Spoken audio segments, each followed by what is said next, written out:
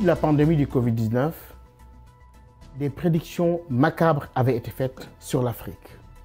Cependant, le continent s'est illustré par une résilience qui a surpris plus d'un.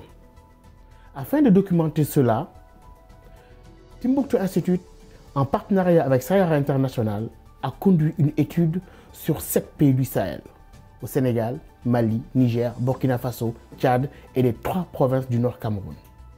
Cette étude a montré, dans le cadre d'une interview et d'écoute de 4000 Sahéliens, comment le continent s'est comporté par rapport à la désinformation, mais surtout par rapport aux médias qui distillaient les informations sur la pandémie. Il s'est avéré que les Sahéliens faisaient confiance à leur gouvernement et à la communication gouvernementale pour 78% d'entre eux. Pour les médias, 54% des Sahéliens consultaient très souvent l'Internet. Alors que sur le continent, on pourrait noter une explosion de la connectivité à 3600%.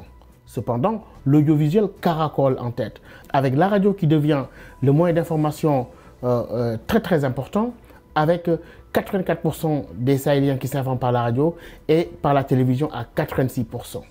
Ceci montre que la région sahélienne était en train de lutter contre la pandémie, mais aussi de faire face à une désinformation. Face à cela, il a été très important pour cette étude-là de déceler les moyens par lesquels passer cette désinformation, mais aussi comment contrecarrer cela dans le cadre d'une politique préventive.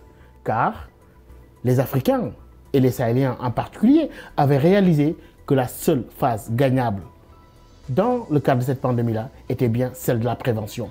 Celle-là a été suffisamment gagnée, ce qui explique cette résilience inattendue de l'Afrique face à la pandémie du Covid-19.